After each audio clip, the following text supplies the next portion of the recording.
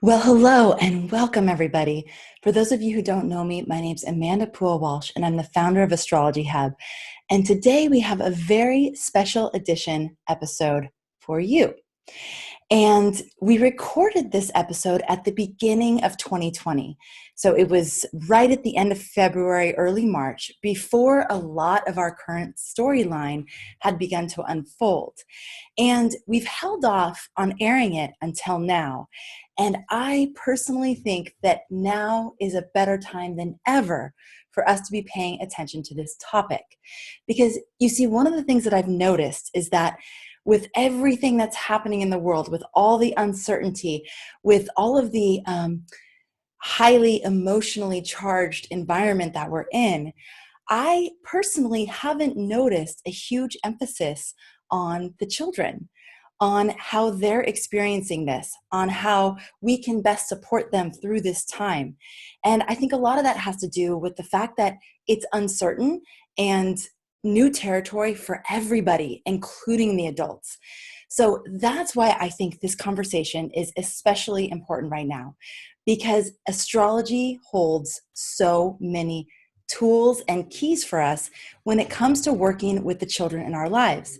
So in this episode, we talk about the power of the astrology chart in general, and how looking at the astrology chart of your children or the children in your life can really help you best support their uniqueness, the thing that makes them who they are, so that you can both see those things and also appreciate and love those things and encourage those aspects of the children.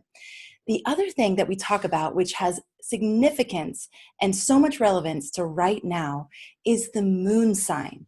Because all of our moon sign gives us clues as to what helps us feel secure and safe and nurtured, especially when we're emotionally triggered or feeling unsafe or uncertain. And so understanding this about ourselves, for sure, but also about the children in our lives, can really help us support them at a time where their future is uncertain. A lot of children had their own dreams and their own things that they were really looking forward to that they're having to say goodbye to and reimagine. So without giving false hope and saying, we know what's going to happen, because we don't, we're able to look at astrology to give us insights into how to hold them in a bigger way, in a way that's actually more eternal and more true. So it has helped me immensely as a parent, and I'm hoping that it'll help you as well. And this episode is featuring Natasha Alter, and Natasha is the woman who gave me my first astrology reading. It's been about 7 years now since my first astrology reading, and I can say that if I had never had that reading with Natasha, you and I wouldn't be having this conversation right now. It's because of her that I fell in love with astrology. It's because of her that I saw the potency of astrology. And it's because of her that I started Astrology Hub in many, many ways. So I'm very honored to be able to introduce her to you here today. And I hope that you fall in love with her the same way that me and my daughters have. We lovingly call her our fairy godmother. And anytime I have important decisions to make about my children or about myself, I always consult with Natasha.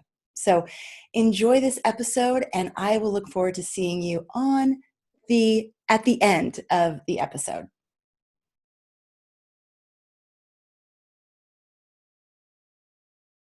Natasha, it is so much fun to have you here. I'm honored. I'm excited. Thank you so much for joining the show today. Thank you so much for having me, Amanda. It's always an honor, and it's so much fun to be back to Astrology Hub. Yes. Always. All right. Well, and this topic that we're covering today is literally the topic that brought us together many years ago. Yes. And, so the original idea of you and me connecting was around children and how astrology can help us be more loving parents, more understanding parents, more supportive parents, and how it really gives so many tools for that. So it's wonderful full circle moment to be back and talking about this topic again. Yes, yes. And so much has happened, and we have grown through these years. So yeah, let's retake the subject on a whole new level.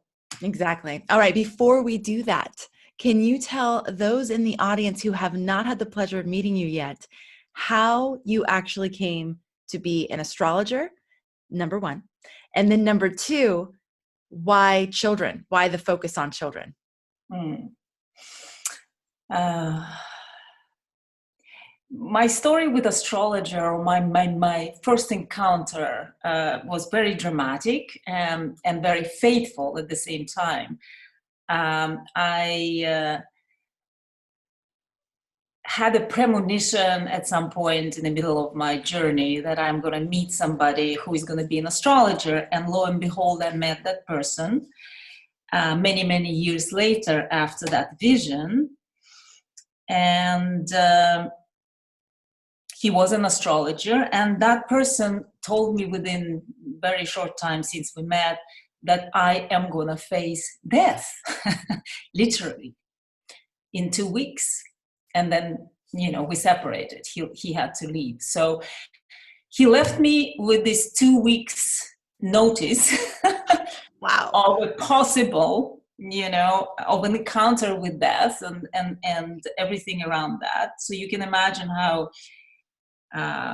it impacted me. And 2 weeks after he did that, to the day, I did receive a diagnosis of a very serious illness.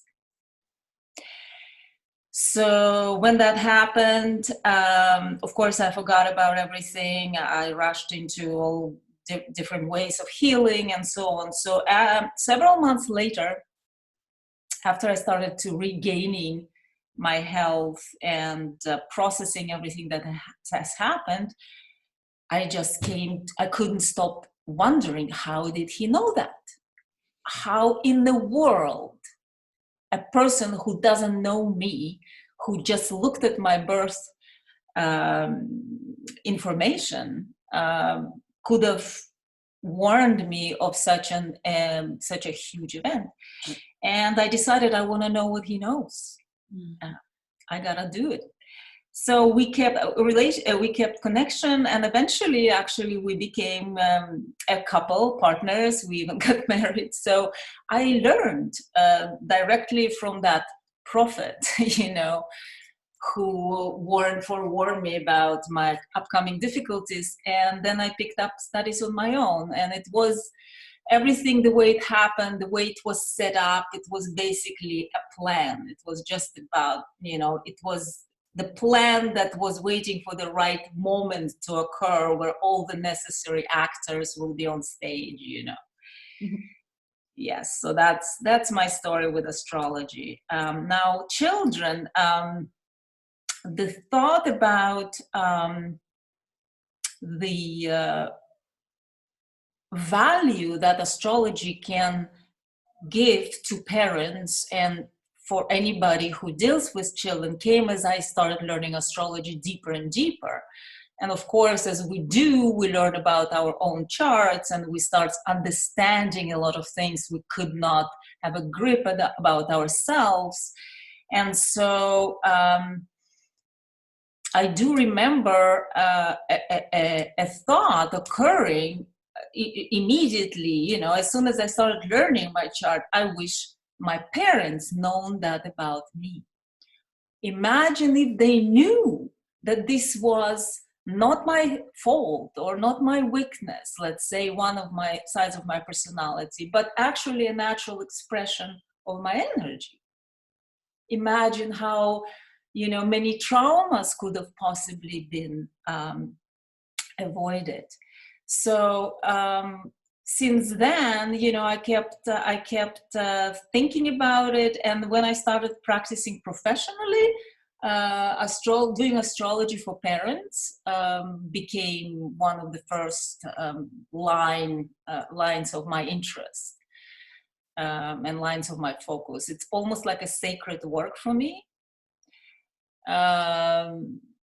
because I feel that children cannot explain themselves. Children don't yet have tools and understanding and self-knowledge enough to tell the parent, hey, look, I'm having a tantrum because, I have an Aries moon and then my energy needs to get out that way. So be patient with me. You know what I mean? They don't have it. And that's where knowing astrology and understanding the child's chart could be so absolutely invaluable in supporting, the little being in its authentic and natural expression.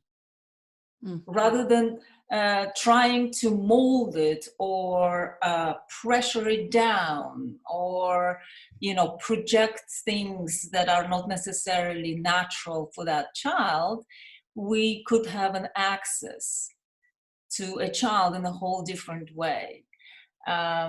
We all want to be seen. We want to be seen as we are, as adults, and of course as children. To be seen is one of the most precious gifts, in any relationship. And so the natal chart provides that possibility for the child to be seen as they are, not as the parent might project, their expectations, which is natural, or hopes, let's say, or desires for the child to be a certain way, certain wishful thinking, or trying to deny certain qualities that are maybe not resonating with the parents, instead of creating all that somewhat distorted perception and then having to spend years, later on to wake up to actually what's going on. Here we have a tool that enables for that an amazing understanding both ways. It's just like any relationship, even with our partner. If we have astrology as a tool, that it can enable you to understand the other in such so much more clear, unbiased way. Yes, and as you're speaking, I'm thinking about the benefit, the gift of not only being seen for who you are, right? But then also appreciated for who you are, right? Exactly. Because then it's like, this is who I am, and I feel seen, and who I am is loved and appreciated, and no one's trying to change me. And Exactly. the children that have that gift, when they grow up and they go into new relationships, Yes. I would guess that they won't spend that long amount of time trying to be someone they're not, Exactly. to fit some sort of mold for someone else, because they didn't have to do that for their parents. Now they don't have to do that for a lover or a boss or whatever it is. So it seems like a gift that would just continually give throughout life. How many of us adults had to go through a periods of unlearning so much and coming to more self-acceptance, just because many of us did not receive that unconditionality, and reception when we were children. So we had to, work our way to that absolute self-love and self-acceptance by learning. Here, we don't need to go through those tormentous processes. We can support the natural expression. That's love. That's what love is. Loving people, any human, as they are for who they are. Yeah. Well, and loving them for who they are, also acknowledging their needs as individuals. So being able, especially any of you parents out there that have several children, like they don't come out cookie cutter versions of each other. And Natasha, my two girls couldn't be more different from each other. I mean, they're literally like night and day. And understanding the nuances of their chart and how they might need to be not parented differently from the standpoint of like some has all these exceptions and the other one doesn't, not like that, but what they might need to feel safe and seen and comfortable Yes. and what gifts in them to really focus on cultivating and not trying to make them the same, Exactly. which is Exactly. so easy for us to So do as easy. parents. So easy. Yes. Yes. That's why I've always said that each school should have an astrologer on board. You know, the ability for the teacher to understand and actually approach each child on an individual basis, which we actually need, would be so much different. Mm. Anyway, but that's a whole different topic. Well, yeah, and I mean the list of gifts just continue to like I keep thinking of more things. For example, I went on a trip, and so I have Madeline as a Gemini moon, and Sophia has a Scorpio moon. Yeah. And we're going to go into the moons here on this talk today, because understanding the moon of your child is a really easy entry point that gives you a lot of data. It's not the full picture, but it gives you a lot of information that you can work with like easily. Yes. And so I get back from the trip, and Madeline, so they were with their daddy while I was gone, and they love their daddy. They love their daddy. They get along with their daddy. It's adorable, the relationship that they have with him. But when I got back, Madeline was like this chatterbox, and she was like following me around the house, just talking. You know, I'd go down and do the laundry. She was right beside me, talking, get up, talking. And at one point she goes, "Oh, it's just so nice to be," because I have a Gemini moon too. It's just so nice to be around another Gemini moon right now. I love daddy and we get along so well. And I love to talk. Like, I just want to talk and I want to talk. And you get that because you're a Gemini moon too. And I was like, yes, I do get that. But one of the things I loved about that is she knows herself. Like, she knows that about herself. So she's never going to feel like she has to apologize for that. You know, I grew up feeling kind of needy and like, why do I need to like talk everything through with people? And you know, there was this kind of shame about it. But I don't think she's going to have that. I don't think she's going to carry that, because it's like, no, this is just part of who I am. And I'll find an outlet for that. Like, I know I can't do that with everybody, but I'll find the outlet for that. So. Yeah, brilliant example, actually. And daddy has Sagittarius moon, so he's like, let's do things, you know, let's have an adventure, but it's not about really processing and dialoguing and discussing what's going on, you know. No, it's like actually an opposition to it. Right, exactly. The other thing I've seen that it helps them do as siblings is understand each other. Right. And even though, so they're still young, so it's still hard because Madeline's 11, Sophia's 8, but with the Gemini moon and then the Scorpio moon, when they're triggered, Madeline again needs to talk. Sophia needs to like go like in her bed with covers or like on me and not talk. I mean, it's like the last thing she wants to do. She literally can't talk in those moments. And so Madeline would take that personally. Like, why doesn't she talk to me? She's ignoring me. And that's like, for Madeline, the worst thing ever. Like, she's not talking back to me. So I've been able to help facilitate that better by understanding their moods. It's like, Madeline, she's not ignoring you. She's not trying to be mean to you. She literally just needs this space right now. She'll be ready to talk to you eventually, but just not right now. So come talk to me. We can talk. And let her have her space, and then it makes it so I'm not trying to force Sophia to talk in the moment either. It's not like, Sophia, talk to your sister. Talk to your sister. Why aren't you talking to your sister? I don't need to do that. So, you know, this understanding on this level, and again, I've only touched on the moon, but it brings so much. There's so much rich content right there. Yes, absolutely. And Natasha, why the moon? Like, so I know.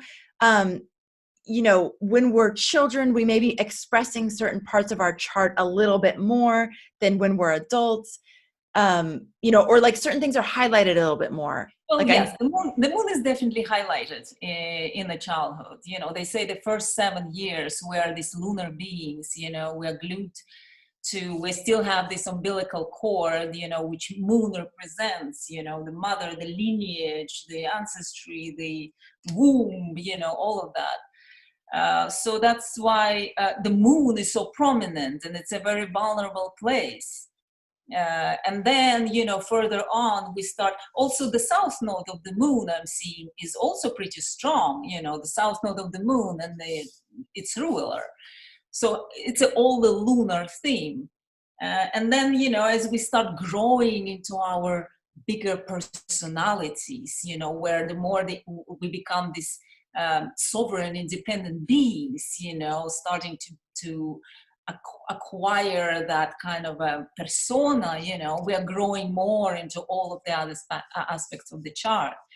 But yeah, I mean, it is definitely so that the Mars is also prominent in the childhood, and it will take a full reading to understand the multi-layered, multi-dimensional personality of the child, of each child. But yeah, the moon definitely gives a very quick and easy key, and it's also a gateway to give safety and comfort to the child. Comfort and safety is what the child needs growing up, the sense of support, the sense of being held. Yeah. So each moon sign, as you say with your kids, for instance, each moon element will require different approach to get that feeling of being held and understood and comforted. Yeah, you mentioned Gemini moon, so we have an air, we have an air moon with Madeline, and even if she's fully upset and she's just had a difficult experience, you talk through, right? Gemini. Yeah. You do it through communication, and that will be common for all three air signs, moon and Libra and moon and Aquarius, a little bit differently. But yeah, you get to the child through communication. With Gemini, you discuss, you have a rapport, you connect. Same with Libra moon, you need to connect, for the child not to feel abandoned or alone or misunderstood. While with Sophia, Scorpio moon, which is a water sign, I mean, everything that happens needs time to be processed. It's not a mental like air or Gemini moon.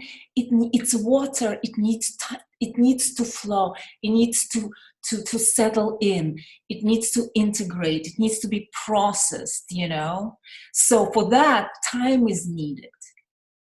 And with Scorpio moon, even more so, because the intensity of emotion is so strong that it's too overwhelming to even talk about it, right?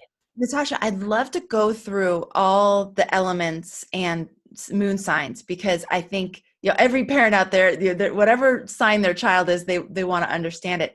Before we do that, can you just give a few more like tangible examples of how you've seen parents work with the astrology chart to understand their children, and how that's affected like decisions they're making about the children and how they're supporting them? Can you give a few more examples of that? Well, the examples are many, from some more subtle things like changing attitude towards certain behavior in the child. Let's say again, let's come back to the moon. We have a Taurus moon, let's say, child with Taurus moon, and then we work with the mother or the parents explaining the challenges that the child might have with changing, for instance, all the time, the home or the school or whatever, and their decision making will be different.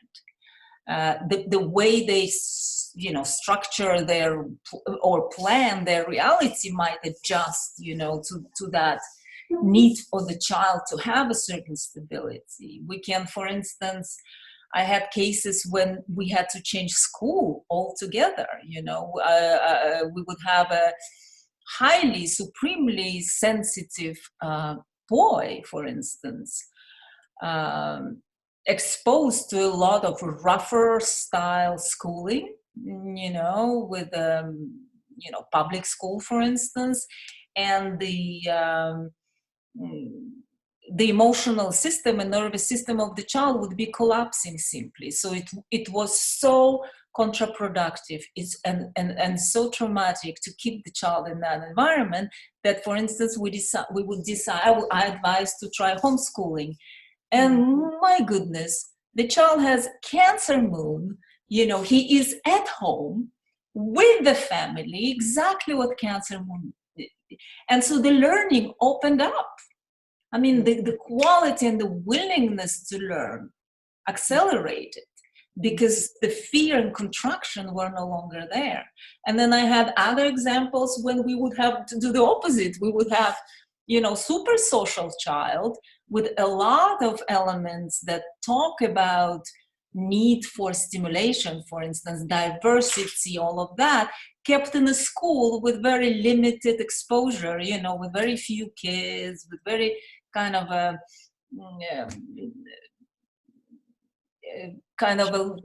gentle kind of a environment, and here was the child who's craving, a large social structure. So we would do the opposite, the decision would be taken to change the school to a public school, for instance, and then the child would, blossom, hopefully, based on that. So from the emotional changes, the way to support the child on daily basis in terms of understanding, to all the way to actually making radical decisions and changing, making big changes in the child's life. All of that can be covered and unlocked by knowing astrological chart. Natasha, it goes, like you're saying, from the subtle, emotional elements and the kind of way that we handle children when they're triggered or when they're feeling emotional or when they just in general, all the way to those really practical day-to-day decisions. So it's, the list of gifts is pretty endless. We're going to go through all of the moon signs, but what we're going to do next is go through all the elements, and just touch on every single moon sign that your child might have, so that you can walk away with a few little pieces that you can implement immediately and see how this works for you. So Natasha, let's start with the element of air, because we've already covered some of it. And just what else would you like to share about the element of air? Before we go there, let me just remind everybody that this is a very general approach, and there is much more to the chart than the moon. So we are just giving it a raw general information, just to keep in mind, there can be factors in the chart that change the way the moon is behaving. So that is also to consider aspects, So let's just remind ourselves that this is a raw, basic, general info. So the air, okay, so we already looked at your beautiful Madeline, and we talked about Gemini moon, which all air moons will share that need to connect. Connect mentally and be stimulated intellectually. Because air is all about communication, it's all about connectivity, it's all about establishing that bridge with other humans, right? Through conversation in Gemini, through relating, through Libra, through being a part of larger whole in Aquarius. That's how they express themselves. So with Gemini moon, as we mentioned, for instance, you can comfort a child with Gemini moon by reading the child's stories, right? So with Gemini moon, there is such a curiosity and there is such a comfort while being read to. Comfort in steady influx of information, let's put it, from the mother, because it's a moon, right? Mm-hmm. Now with Libra moon will not like to be left out. Libra moon will want to be in any kind of relationship. It's not the same as Cancer moon. We will go later to that, but Libra moon will need to feel that it's a part. It has its little relationships here and there. It has an ability to harmonize. The Libra moon will be very sensitive to relationship of parents. It will be noticing the conflicts because it doesn't really feel comfortable. It will seek that also the physical beauty. So definitely paying attention to the child's environment, to the beauty of the room, to the smells and all of that. It's a very gentle moon. It's very friendly. Both Gemini and all air moons will be super friendly. And with Aquarius is an interesting moon because it will rebel to the mother in a way. Aquarius will want to break out. So the certain conflict with the mother can be almost necessary for the child to assert its uniqueness, but it's also a very mental moon as well. So it will thrive in a large, maybe, group of friends, so early establishment of early friendships, whether it's kindergarten or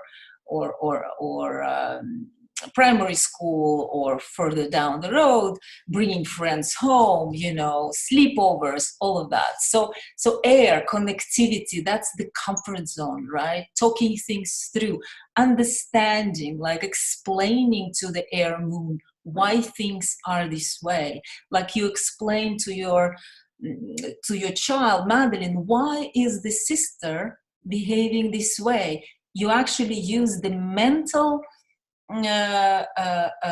bridge for her to see and integrate the personality of sister. So those are basically those basic kind of things to keep in mind. Engaging the child into relatedness. Mm-hmm. Now let's take water, as is your second child, Sophia, is water moon. So what do we have here? We got a very sensitive, emotional body, of course, like with water, with any water. So whereas when the air moon will want to connect for instance, in the time of being upset or traumatized or challenged or being just comforted and feeling safe, the water moon will need to process. It will need to just stay in the emotion. The Cancer moon, don't tell Cancer moon to stop crying. It needs to flow out. If you know that your child has Cancer moon, just let it just flow. Let it just go. And take the time it needs, and the Cancer moon child will need a certain pace of their own, because it needs to process and integrate the environment in a certain way, And with Scorpio child, as I said, with Sophia, the emotions are so strong that it's overwhelming, can be overwhelming for the small body to contain and process all of that. So it also takes time. And there is also an ability or need to actually keep them inside. That's why with a Scorpio child, parents will sometimes not know the level to which the child is actually traumatized or suffering or in pain. And that's why with Scorpio moon it's very important to establish intimate connection. Not doing the family discussions or, bringing in other people, to have this one-on-one, very, very intimate, very safe. That's the nurturing for Scorpio moon. And then the child can actually share and disclose and understand their own emotion and their own emotional body and start dealing with that it can be very easily traumatized by seeing cruelty or difficult things to digest on screen, for instance, just like Pisces moon. Let's take Pisces moon, same thing. It's such an impressionability with Pisces moon. It's such an absorbability that being aware of the energies that you create both within the home and the environment you put the child in are super critical. Because the Pisces moon will absorb stuff and all kinds of energetic entity or negativity without even noticing that.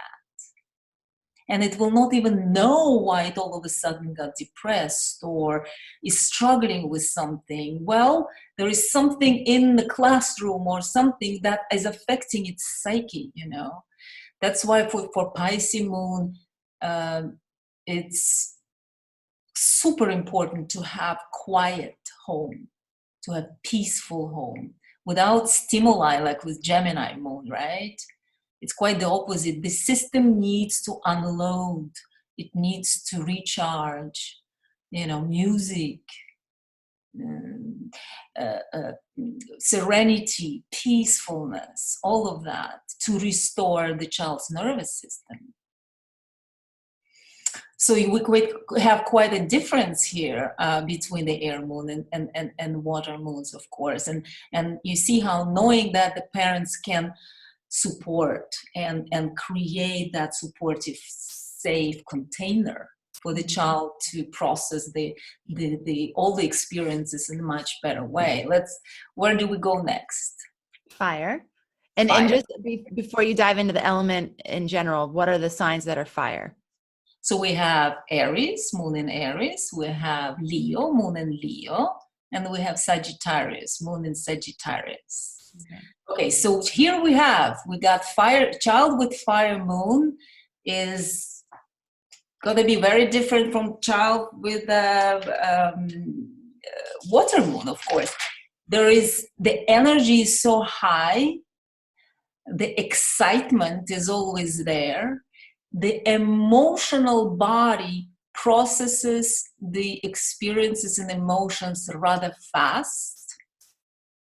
And of course, because it's fire, it needs its outlet, right? Because we're talking about moon, so it's an emotional body. So there is a strong reactivity, right?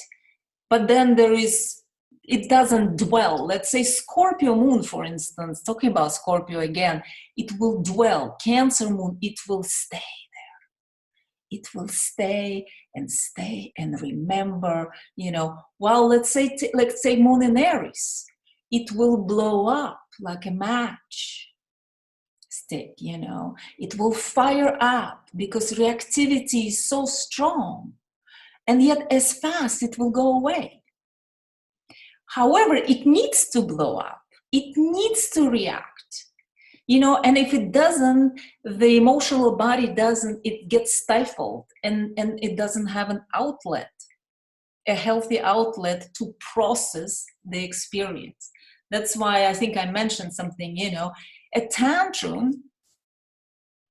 temper tantrum as a reaction with anger as a part of it is actually not such a bad way, of course, not to excess. And that I don't mean that there shouldn't be a discipline around it and the boundaries and awareness of how other people respond to that. However, Aries moon child will need to get angry to get over. If you want your child to get over this experience or be upset, let it burn.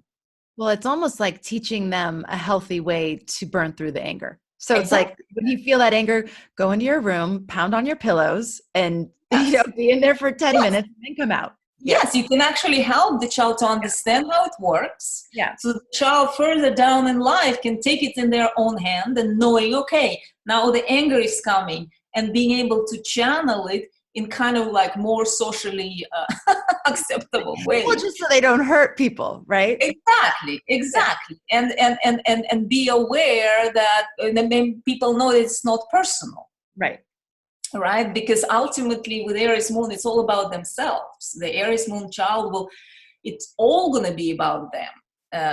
It's all going to be, it's such a deeply personal moon, so yeah, attention, there will be strong craving for attention and craving for independence, which should be supported sooner or later, and the similar with Leo moon. The need for attention is just goes like through everything. And the need for attention, the need to be seen, the need to be praised, the need to feel that the eyes and energy of people are directed towards oneself. That's the comfort zone. Therefore, the need to excel, so what do you do? I mean, you definitely do support the child by praising, not overdoing it, but giving that food, for the creativity and confidence in one's creativity to grow, right? I'm just thinking about those parents, old school parents. What do you think? The world revolves around you or whatever? Yes, the world does revolve around me. Mm-hmm. So yeah, and play, of course. We deal with fire, we deal with play, we deal with excitement. The child, again, how do you nourish that? How do you calm the child or help the child get over the trauma or whatever, something difficult? You invent the play, you bring in some new, with Aries moon, you detract the attention, because the attention will go instantly.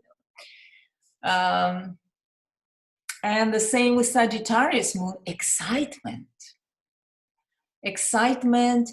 adventure,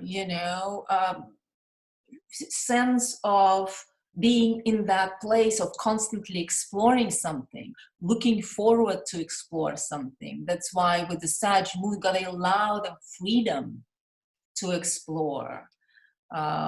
It's a very upbeat kind of positive, so it will not dwell on the negative events or like a water moon or maybe some other or Capricorn moon. It will want to just like get it over with because it runs on certain positivity. And it needs to look forward and discover, new things. It needs to blow things up. It needs to tell you what just happened at school, that it's way bigger than it actually was, but it blows it up because it finds nourishment through that excitement, through the sense of just having been a part of huge adventure.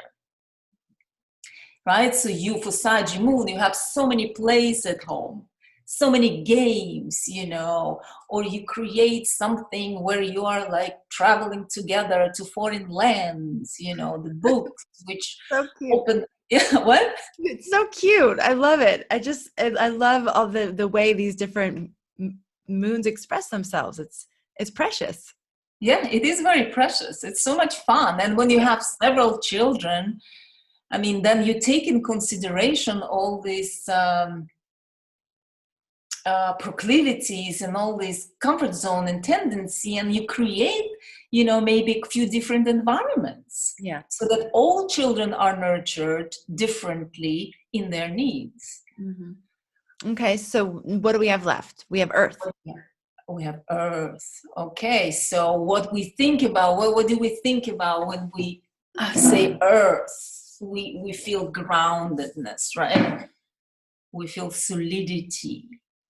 So with Earth, we're thinking of giving the child like a really solid safety, both in one's presence, availability, but also in the home, certain routine, like stability, a sense of continuity, Like, try to bring routine into Aries moon child. It will never work. It will never work. It will go crazy. The child will feel suffocated. A routine is what we like with Earth moon, because then we can predict in a certain predictability, and there is safety in that, right? So I already mentioned with Taurus moon, like that case when we have a family moving around and the child literally was going sick. So stability, yeah. Stability, physical presence, physical touch, just holding. There is no way to hold a Taurus moon child too much. It's impossible. Yeah. And when the words are not necessary, like with Aries moon, you hold, you comfort, you create comfort, you just beauty, as well as with Libra moon. All of that, a little bit of luxury for Taurus moon, a yumminess, all of that. Like Touch. having the smell of like baking. Oh, the bread. smell of baking bread and the cookie. Oh yeah, it's a sense of peace. It's a sense that everything is fine. And of course, Taurus moon will be very attached to the mother, very attached. No matter what the chemistry is, no matter what relationship, there is strong attachment. So separations are not easy, yeah? And they impact the child deeper than the child is even aware of. So if there is any change coming, for instance, the child needs to be prepared for it, slowly introduced to it, right? That's with the Taurus moon. With Virgo moon, also the structure, but also the mental stimulation, and because we're talking about Virgo, there is a Mercurial side to that. Understanding how things work, also both on the physical level and psychological level, getting to understand stuff, even getting to understand the emotion, would work with that. With the Virgo moon child, creating the environment where the child can have an outlet to learn how they work, to build things up and then deconstruct them again, just to build them up again. The process of understanding what makes things work. Inviting the child to help, is making the Virgo moon child feel included and loved. Being a part of and being useful and actually having a role, and helping the mother, for instance. It's a moon, right? So helping mama gives that kind of a sense of accomplishment. And with the Virgo, we always have that insecurity which lies beneath, the Virgo energy. So giving an extra compliment or praising, praising for skills, cultivating this multi-skilled child, being also physically active, using the body. Way too many Virgo kids, like if I do Virgo moons with adults, of course, way too many have been so badly criticized in the childhood. And it can happen that the critique itself was just maybe the average in those times, but it will land on Virgo moon child, who filters everything that comes to it in terms of praise versus lack of or certain inadequacy. It will hear it more, and therefore it will multiply it. It will develop much more easy that lack of self-confidence. So being aware of the words spoken, yeah. And so with Capricorn moon, that's an interesting moon because they're kind of little adults. They're born. There is certain emotional maturity already in childhood, and the child might seem that he or she is already kind of so grown up, handles things, take responsibility, takes care of stuff. But it can be a little bit deceptive because the Capricorn moon child might display that it doesn't need to be nurtured because it got it, it got a handle on it, and it's kind of emotionally independent, but it actually all it craves is love. With the Capricorn moon, we have emotionally resilient child, but also there is certain pain, could be karmically, could be other lifetimes, but there is certain fear, let's say, of displaying the emotion, so that the attention needs to be paid to that from the child. And the Capricorn moon will love spending time, for instance, with adults. Whether you take a Leo kid, let's say, and you bring it to kids and other kids, and it becomes like a central, like a leader or show. The Capricorn moon will love to spend time with grandparents, for instance, learning from adults. It will feel more comfortable with adults sometimes, more even with the kids. And with Cap moon, you want to have a routine, you want to have a structure and schedule, and you also want discipline.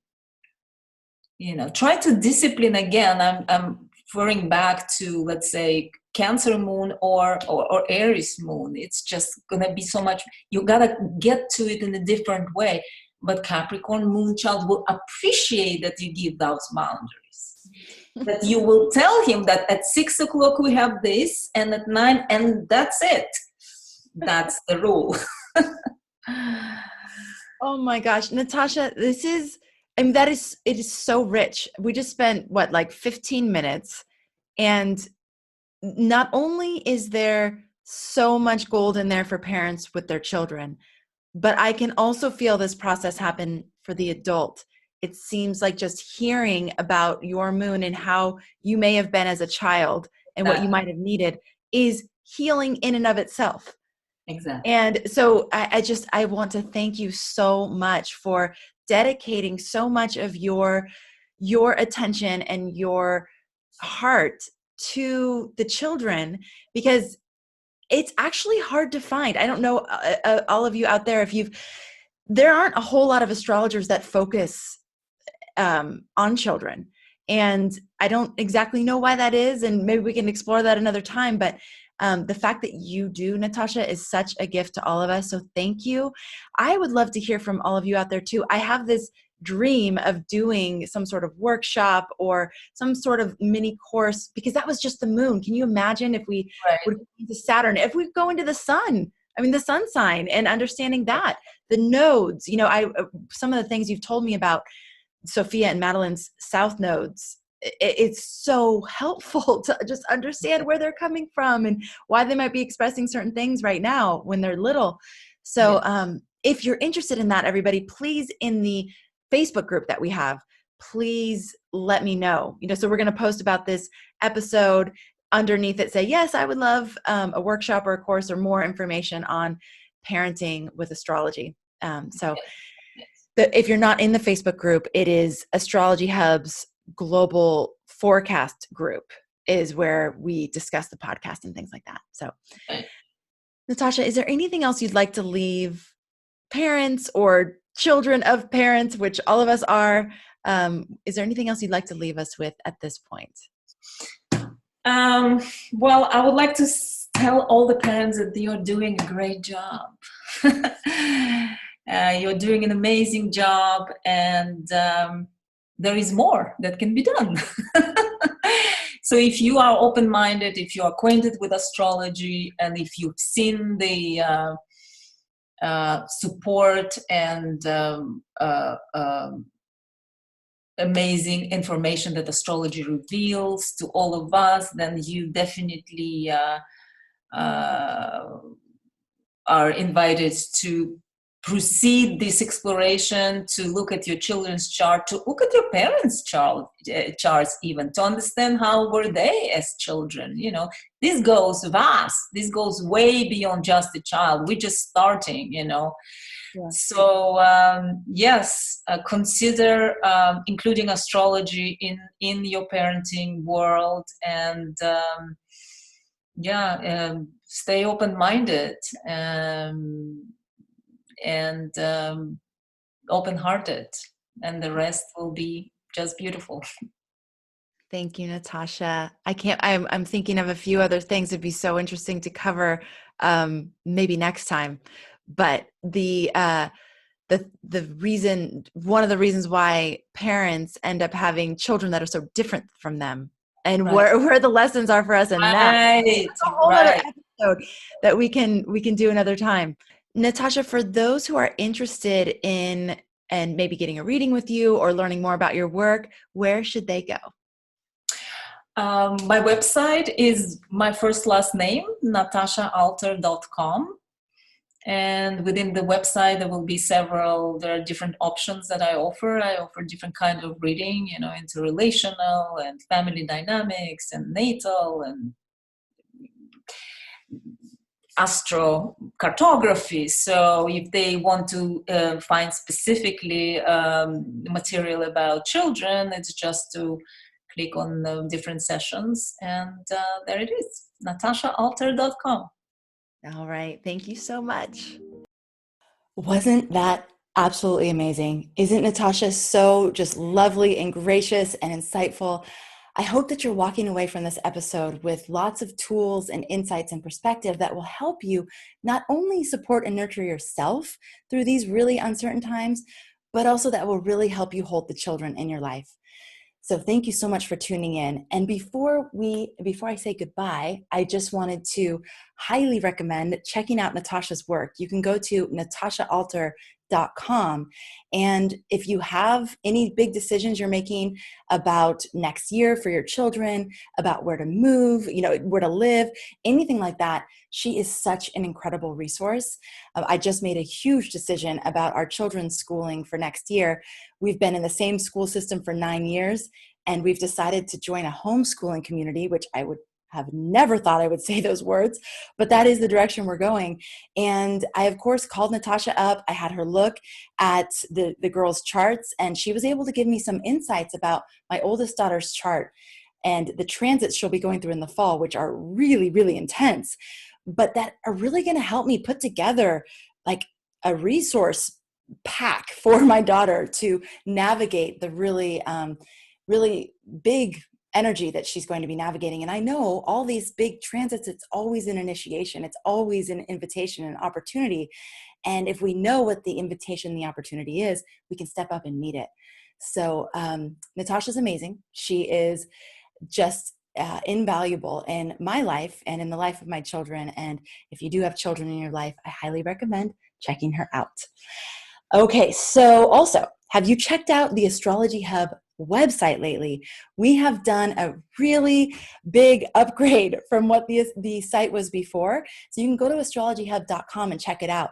One of the new features we have is our new and budding academy. So we have officially started the Astrology Hub Academy, and we have a course catalog page there. So you can check out some of the courses and workshops that we're offering. We will be adding to our academy over the years, and we actually have about 90 talks and workshops that we've done over the last 5 years that we cannot wait to share with you. It just takes some time to get them up. But in the meantime, check out the catalog and see if there's any courses on astrology that you would like to take that you can add to your toolbox. So that's astrologyhub.com. Okay, everybody, thank you so much for being here. I am so grateful that you're a part of our community. Thank you, as always, for making astrology a part of your life. I look forward to connecting with you on the next episode. Take care.